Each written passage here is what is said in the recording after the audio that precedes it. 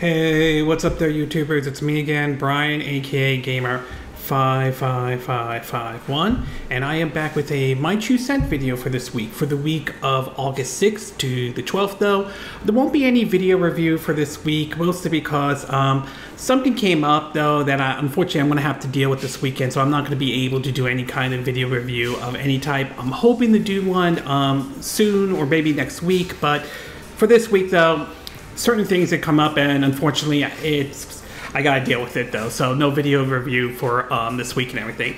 But anyway, we got 4 stories to cover, including an interesting source about what we can expect about Metroid Prime 4, which came from the Xbox Era podcast though. Reports from Square Enix that Final Fantasy 16 may have not become the success that they were kind of hoping for.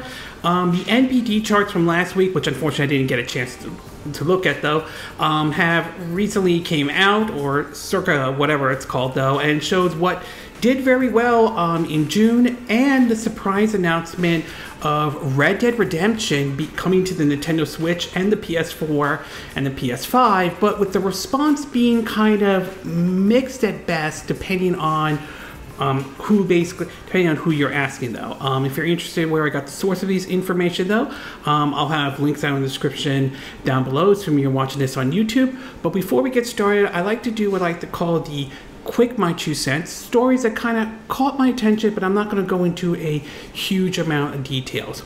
The first one is a survey done for Nintendo that apparently it seems as though the survey shows that working at Nintendo is one of the top 3 employees for social impact, mostly for Generation Z and everything like that, which, I mean, that's not bad or anything like that, especially if you want to bring in, like, you know, like new talent and everything like that. So certainly not a bad thing at all.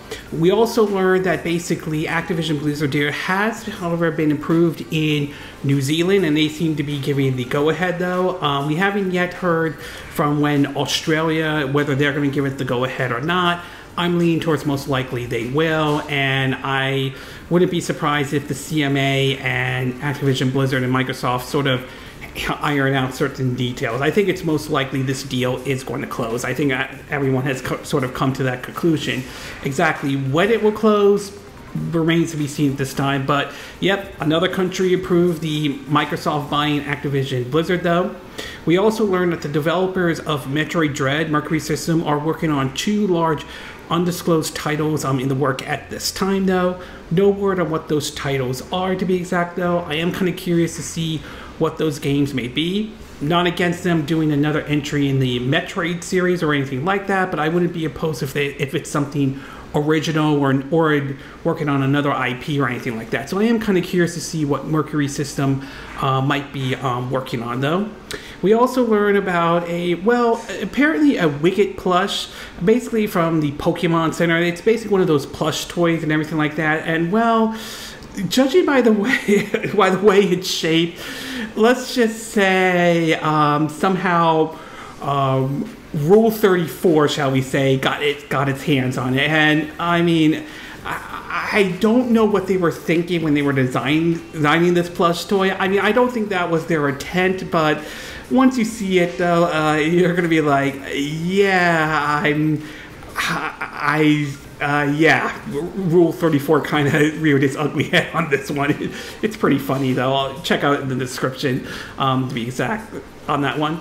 We also learned that there was an update on the Nintendo Switch Online, particularly with GoldenEye 007. Basically seeing some improvements in terms of the smoke and some of the designs, but it does feel that there are certain issues that seem to remain or everything like that though. So it's nice that they are fixing some of the areas, but a little disappointed that there are some parts they've yet to fix and all. We also learned that basically the remake of Lollipop Chainsaw does have a new name though, which is good, but the game is unfortunately been delayed into 2024, which is a little bit unfortunate though, although we haven't heard much in terms of platforms of which systems this one will be going to. Personally, I would be okay with this coming to the Nintendo Switch. I would definitely be down with that, but we'll have to wait and see, though, at this time. So those who are waiting for the remake or remaster of Lollipop Chainsaw, looks like you're going to have to wait a little bit longer for that one, since that one's been pushed to 2024. And in the movie and TV side of the My 2 Cent video, we are learning that basically that the first reviews for the Gran Turismo movie is out though. And so far it seems the reviews have been pretty mixed at this time. So yeah, it seems like the reviewers are kind of split on this one, to be exact. We'll see what happens when moviegoers go see it and see whether or not it lives up to the expectations or not. And it will be very interesting to see how well this movie does in the box office, to be exact though. Speaking of the Gran Turismo movie, it seems as though that some folks are not happy because they're criticizing from refraining from some sort of Speckler's death though that was mentioned. Supposedly this is based off of a true story though. It's unclear whether or not they'll change this or anything like that though, but kind of an interesting criticism that's going on with that one though. We also learned, unfortunately, the passing of a voice actor by the name of Johnny Hardwick has passed away though. He basically voiced Dale in the King of the Hill series, which somehow has seen might see a revival on Hulu along with Futurama. It basically passed away. He passed away at the age of 64. The report from the Hollywood Reporter says that an officer responded to a call from a welfare check found Hardwick dead in his home in Austin on Tuesday. Police said, adding that the case is not being investigated as a homicide and that the cause of death will be determined by the medical examiner office. So obviously it's unclear what his cause of death is, but it is a little bit unfortunate though. And most might remember he, voicing Dale from King of the Hill. Basically, that conspiracy theory nutcase, to be exact though. I'm very curious if this show does get a revival on Hulu, which I've been hearing it probably will. I'm very curious to see if they'll bring Dale back, and if so, who they're going to voice now, though. So, yeah, Johnny Hardwick passed away at the age of 64, though. My heart goes out to his friends and family out there. Very sad what happened with him. And last but not least, there are reports coming out that the Twisted Metal TV show, which, I mean, I would say based on my first reaction of basically watching the trailer, I was like, not really sure about this one. But despite that, it seems to basically do very well. It's been recorded as the most binge-watching streaming record for Peacock. So definitely kind of interesting. Obviously, this opens the door for season 2.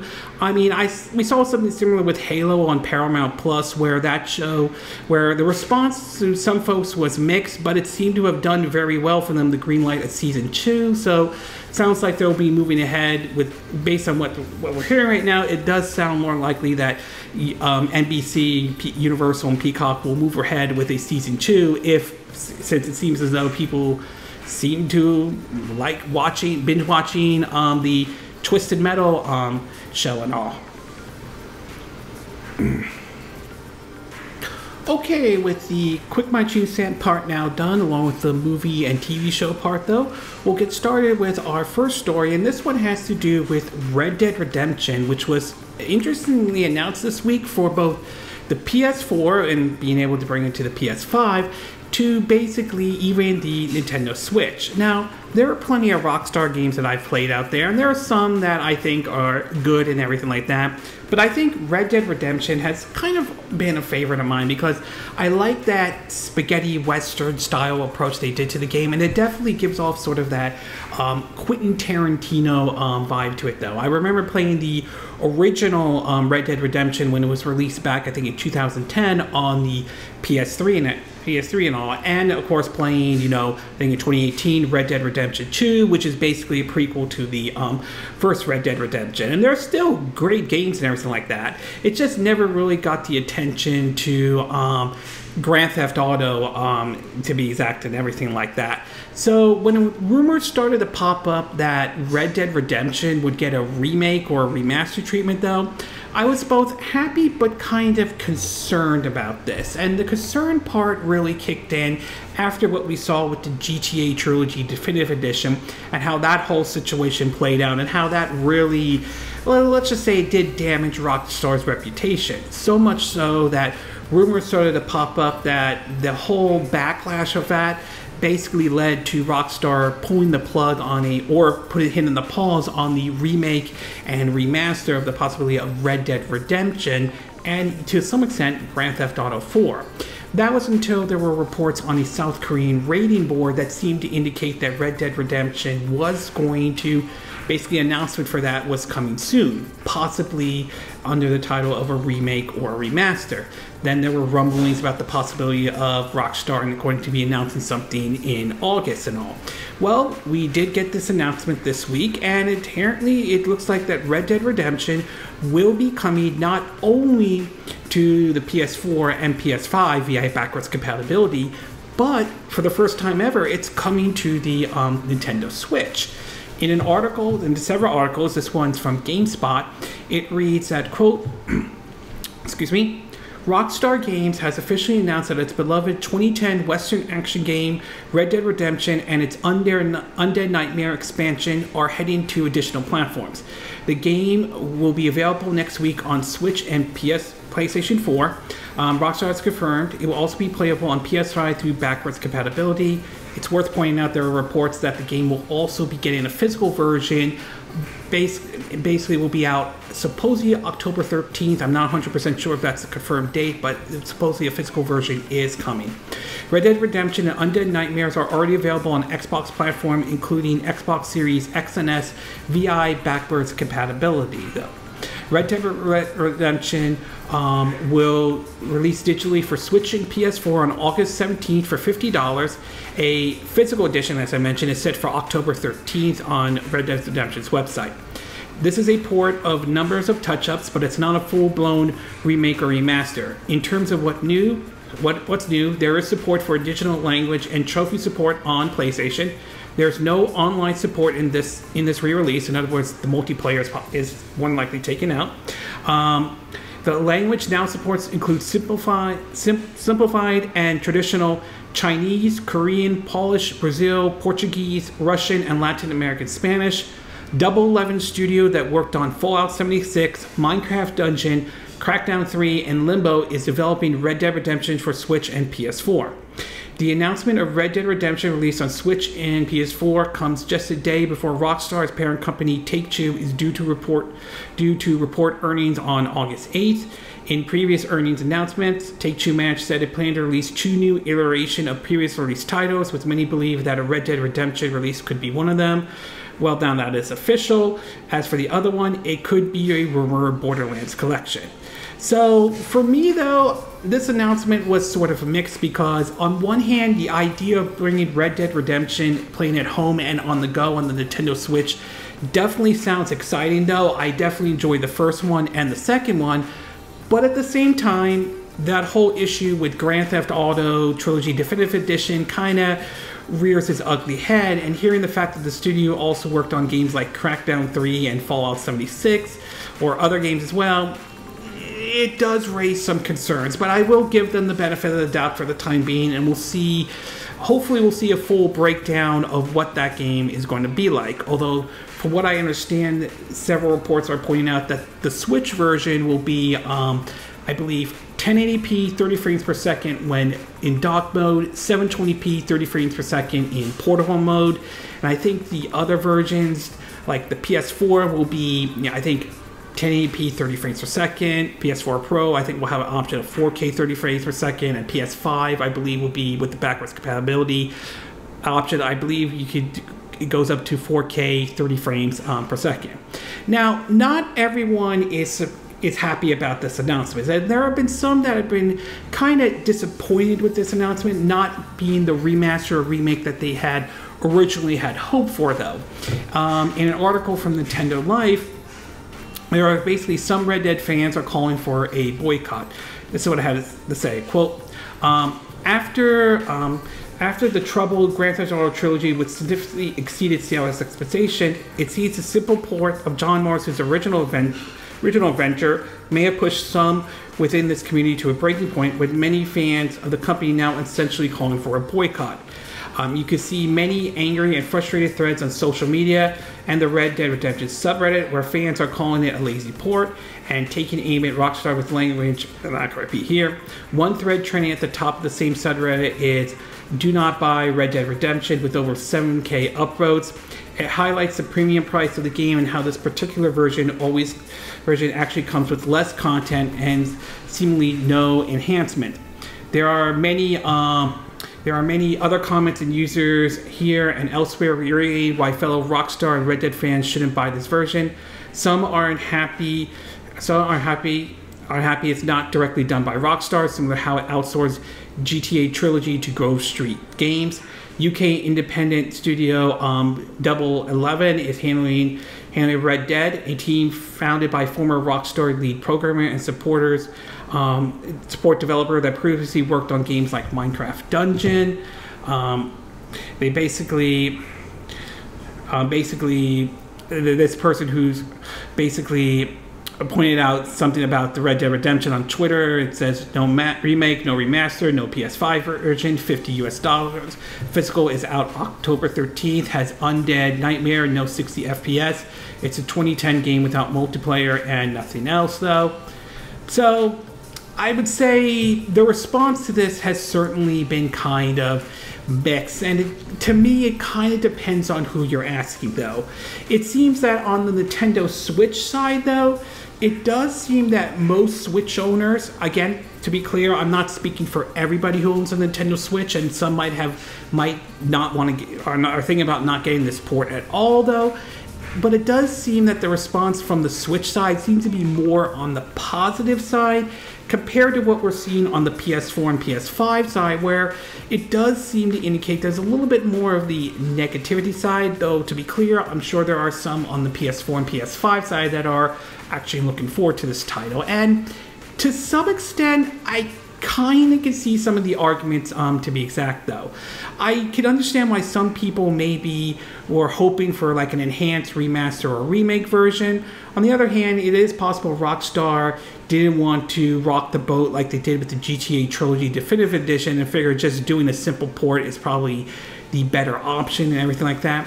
As far as the $50 price tag, I mean, yes and no on this one. I will agree there is some criticism towards it, considering the fact that you could get Red Dead Redemption cheap on the Xbox consoles, though, via backwards compatibility, which I think is a good thing that that Microsoft did that, though. But at the same time, though, I mean, compared to games that we've seen that cost $70, including, I think, one was like a version of Skyrim that made its way to the Switch that Bethesda decided to charge $70 for. $50, not bad or anything like that, but there is some legitimate towards the criticism though. As for me though, I probably will be looking at getting the Switch version, but I'm probably going to take a wait and see approach. To be exact, I want to see how the game runs on the Switch, how well it does, and whether or not it performs well enough, whether it's worth the time to pick up for the Switch or not. I might consider getting the physical version, which comes out October 13th. On the other hand, I do have questions about the physical version, as in, are they going to fit the full game into the cartridge, or given how we've seen with some of these developers, especially with Take-Two and Rockstar, is it going to be one of those, we're only going to put parts of the game in and you have to download the rest? So, or if it's a blank piece of, just a empty box with a piece of paper with a code on it. So there's still some questions about this one. So I would say for me, it's both exciting and concerning about this port, to be exact. So overall, I would say, like I said, part of me is looking forward to this, though. I did enjoy the first game. I did enjoy the second game. I'm glad that this game is coming to the Nintendo Switch. But at the same time, after what happened with GTA Trilogy Definitive Edition, I do have concerns about this port, to be exact, though. And I do think some of the criticism is justifiable. Why I can understand why some people may not be happy with this port. I'm not sure if the boycott is going to work, because we've seen these kind of boycotts before and not all of them panned out. And if the Switch version does well, if let's say Red Dead Redemption does well on the Nintendo Switch, could this maybe open the door to the idea of Red Dead Redemption 2 coming to Nintendo's platform? I mean, It's unlikely. I think it will come to the Switch, though. I'm not saying there hasn't been impossible ports, but I would say between the two, I think Red Dead Redemption had a better chance coming to the Switch than Red Dead Redemption 2. But maybe if Red Dead Redemption does well on the Switch, maybe this can open the door to Red Dead Redemption 2 coming to maybe the Switch successor or anything like that. Time will ultimately tell if that truly happens or not. Okay, we're going to take a quick break. When we get back, we'll get to part 2, and this one has to do with basically the Circa, or NPD to be exact though, that was released last week. So we'll take a quick break, and we will be right back.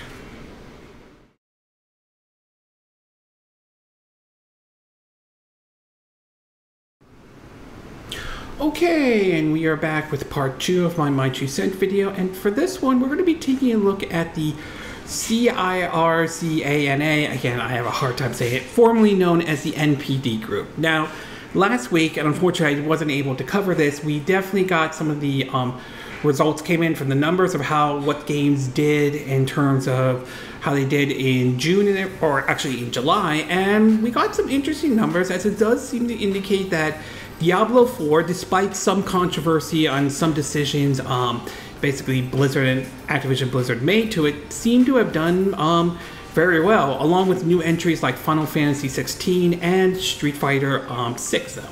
In terms of the breakdown, in terms of the top best-selling games for, I think, June, to be exact, here's what we got. We got Diablo 4 at number 1, Final Fantasy 16 at number 2, Street Fighter 6 at number 3, The Legend of Zelda Tears of the Kingdom at number 4, Hogwarts Legacy at number 5, Call of Duty Modern Warfare 2 2022 at number 6, Star Wars Jedi Survivor at number 7, MLB The Show 23 at number 8, Marvel Spider-Man Miles Morales at number 9, Marvel Spider-Man at number 10, FIFA 23 at number 11, Mario Kart 8 at number 12, Dead Island 2 at number 13, Minecraft at number 14, F1 23 at number 15, Elden Ring at number 16, Story of Seasons: A Wonderful Life at number 17,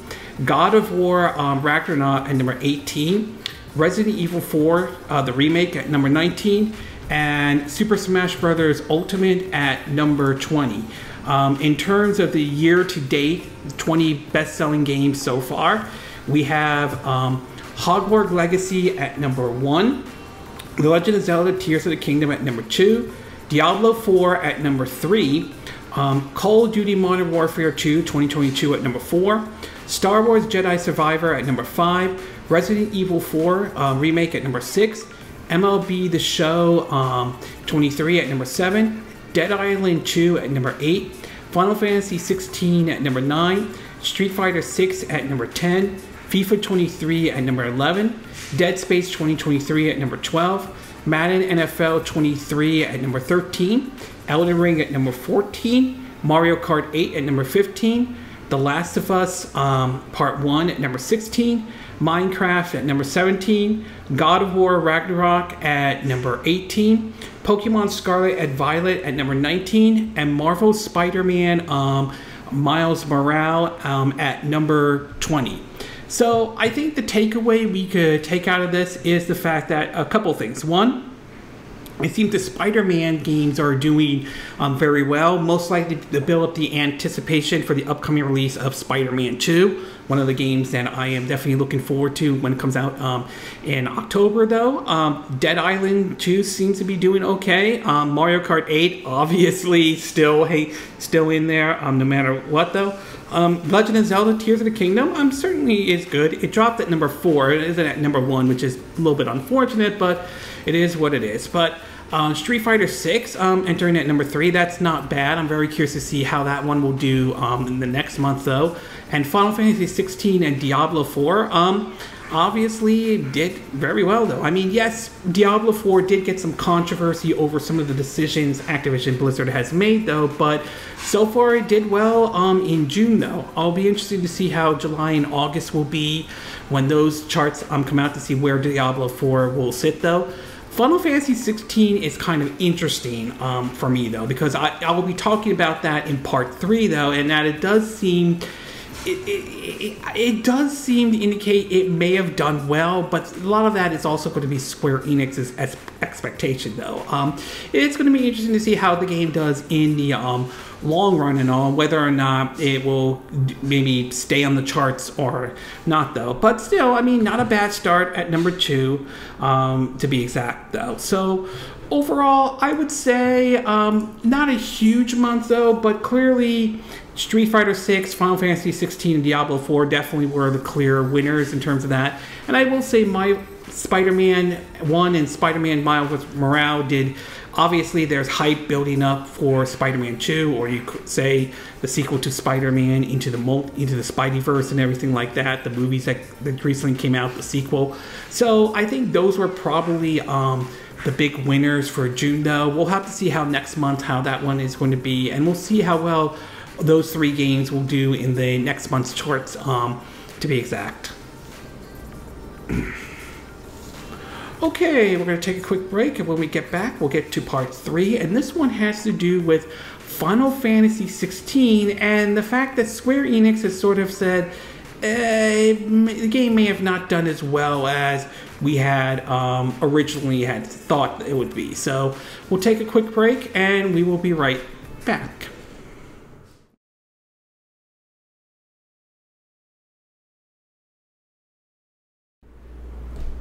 Okay, and we are back with part 3 of my 2 cent video, and for this one we're going to be talking about basically Final Fantasy 16. Now, I mentioned basically in part 2 that it got in at the number 2 on the formerly known as the NPD charts, to be exact, and that doesn't seem to be so bad or anything like that. However, there's no denying that the game has certainly gotten mixed response. There are those who like the combat in terms of it being more like on the Devil May Cry Bayonetta style, while others still prefer basically the traditional turn-based RPG. And then there are those who either like that they took some inspiration from Game of Thrones, while some like that, others don't. But in either case, the game has seemed to have gotten somewhat of a positive response though. In terms of sales-wise, that depends on who you're asking though. Square Enix earlier mentioned how the game shipped over 3 million copies, and many thought that the game did very well despite being a PS5 exclusive though. However, in a recent quarter's financial earnings that Square Enix has talked about, it does seem to indicate that Square Enix are saying that Final Fantasy 16 did not meet their expectations. So it is worth pointing out though that Square Enix does have a history of setting unrealistic expectations and all. In an article from Video Game Chronicles, it reads that, quote, the publisher reported its second quarter's 2023 earnings on Friday, during which it stated that revenue has increased around 14% year-on-year, but profits had dropped around 65%.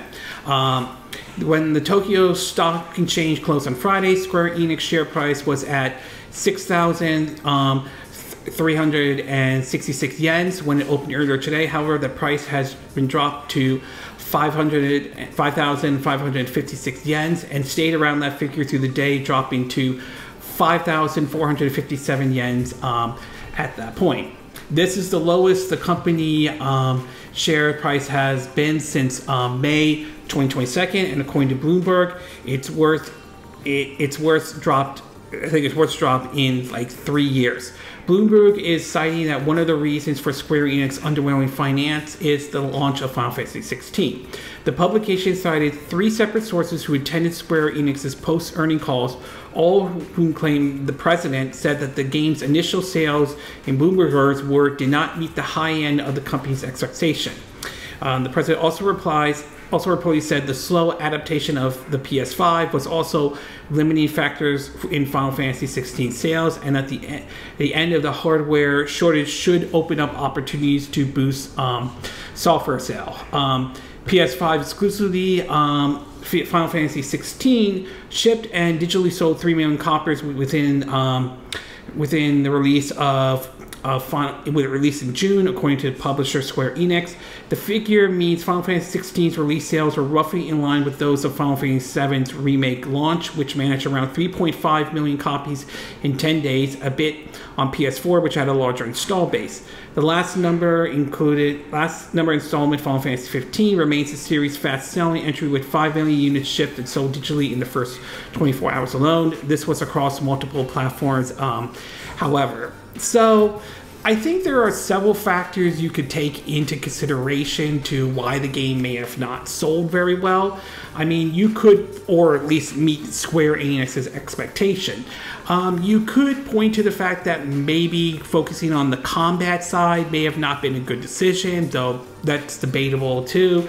Same with the story, taking more of a Game of Thrones type of approach, or maybe making it just a PS5 exclusive may not been a smart move on Square Enix's part, considering that the PS5, although doing very well, isn't at the level where the PS4 is, to be exact. So there could be multiple factors though. It would be very interesting to see what this means for Final Fantasy 17 when that game does happen. Does this mean that game could go multi-platform compared to what 16 was? So considering the fact that Microsoft and Square Enix seem to be on a more friendlier term, especially with the announcement that Final Fantasy 14 is coming to basically the Xbox and all. Another thing to point out is that it does seem to indicate that there's been a report that Square Enix might be focusing on AAA titles more and less on some of the mid-tier or smaller titles like Octopath, the sequel to Octopath Traveler, Triangle Strategy, Bravely Default, or anything like that. If that is true, I do think that is a little bit disappointed though, because I think those were good games and all, and it would be a bit unfortunate if they only focus on those titles and those titles, AAA titles alone. I'm not saying you can't do AAA titles, but it would be nice to have mid-tier titles every now and then. So, I mean, it would be disappointing if that is the case. As far as Final Fantasy 16 goes, I mean, yeah, I mean, it is a little bit unfortunate what happened, especially how Square Enix is looked at though. But then again, like I said, you can't ignore the fact that they have a history of setting expectations way too high and everything like that though. I still think it is a good game or everything like that, but it's clear it doesn't reach the height the way Final Fantasy VII was. So maybe they go back to a turn-based approach for Final Fantasy 17, or maybe they redefine or rethink how they take the action approach, to be exact. So there's a lot of things to look at though. It does seem to me the game certainly fare better than Forspoken did though, but yeah, at Square Enix we're talking about, they have a history of setting high expectations. So overall, at least according to Square Enix, the game did not meet the expectations they wanted though. But like I said before, Square Enix does have a history of setting way too high expectations. Okay, we're going to take a quick break, and when we get back, we'll get to our fourth and final part. And this one has to do with an interesting report in regards of Metroid Prime 4. So we'll take a quick break, and we will be right back.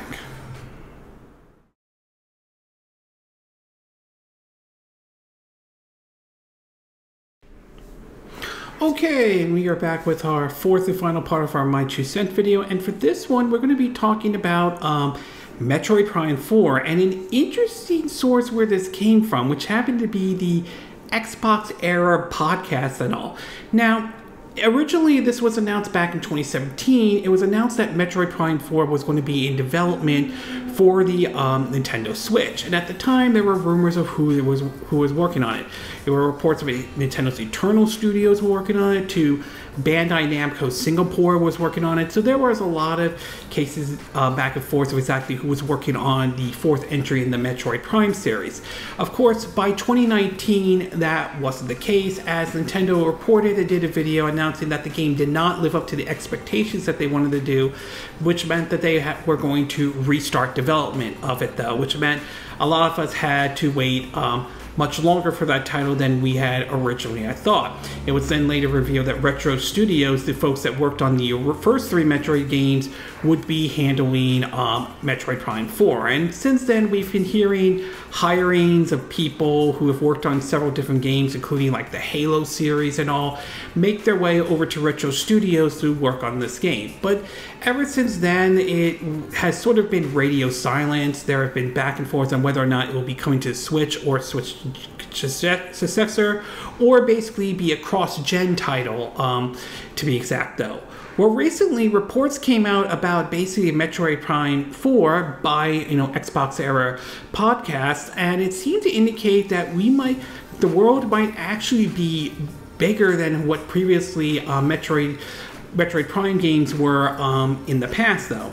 In an article from MyNintendo.com, it reads that, quote, excuse me, details on the long-awaited Metroid Prime 4 are certainly hard to come by, as everyone at Retro Studios and Nintendo remains tight-lipped about the project. However, Xbox Era co-founder Nick Baker recently spoke about the game on the Xbox podcast after reportedly learning new information from a source. Baker says the game is set to feature massive open areas to explore, which he likened to Xbox games Halo Infinite, though the game itself won't be an open world adventure. This makes sense as the tech has moved a lot since the days of Metroid Prime 3 Corruption on the Wii. Baker also said the visuals and the environment in Metroid Prime 4 look really unbelievable. This is what he had to say. This was a quote from Gaming Bolt. In addition to the game visually unbelievable, said sources also claim that Metroid Prime 4 also featured big, massive areas. Baker said that he doesn't believe that the game is going to be open world. It will have significantly larger areas than previously titles in the series. According to Baker, the person seeing the game in action apparently said that the size of the environment reminds them of Halo Infinite's big and open environment, though Halo Infinite really was an open world, of course. So that's kind of interesting to see, basically, that we could see environments maybe on the side of like almost close to what we saw in Halo Infinite, and that's certainly interesting indeed, though. Obviously not being open world, I mean, I'm not disappointed if it is. I mean, I've heard the argument that not every game needs to be an open world type of game, and that is true to a certain degree. I don't completely disagree with that argument.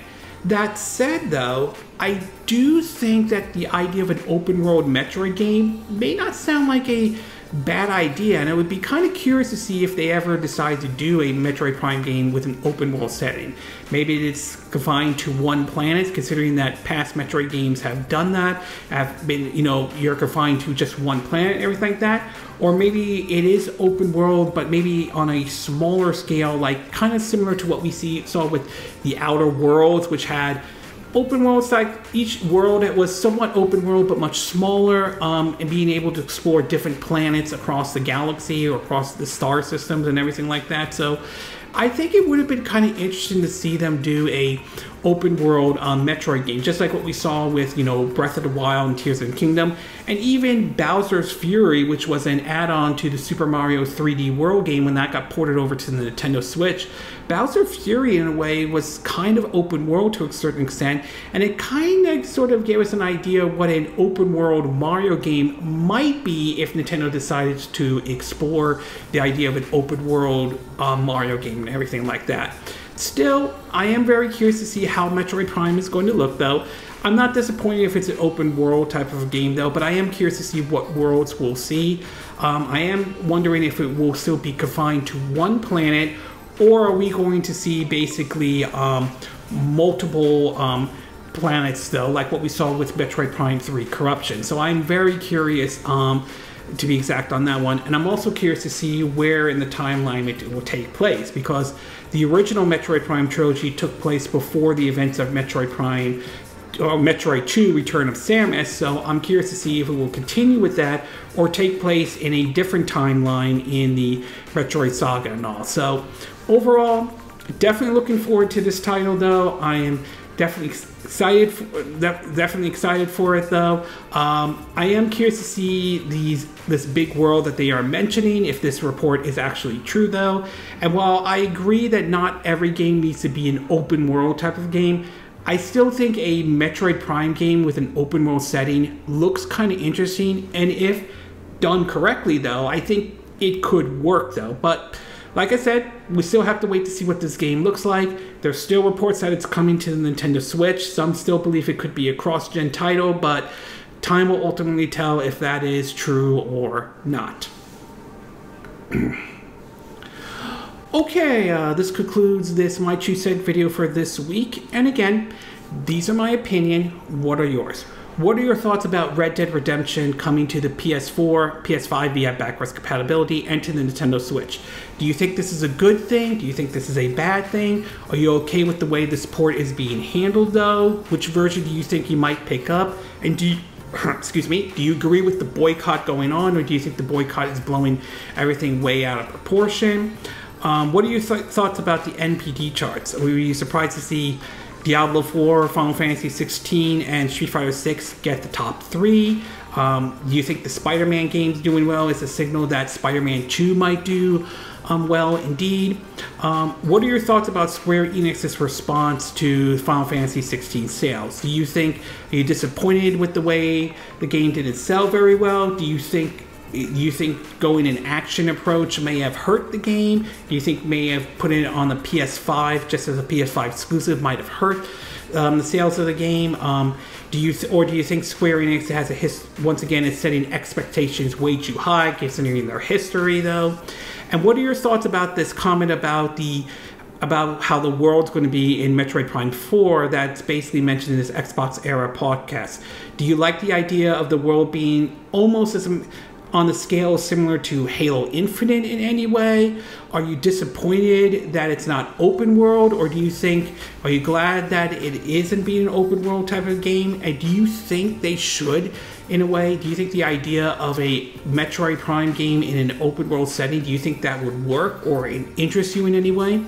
Do you agree with what I said in this video? Do you disagree? Do you have a difference of opinion? As always, sound off in the comment section below. Let me know what you think. And if you do like this video, I hope you hit the like button. I would appreciate it. And I hope you do subscribe to my YouTube channel. If you do, make sure you hit the bell icon for notifications of any new videos I put up.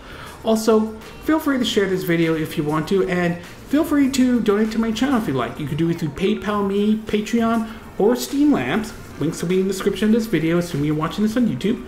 And I will see you again next time when I do another video. Hopefully that'll be soon. Until then, from Southern California, I wish you all a good day then. Bye.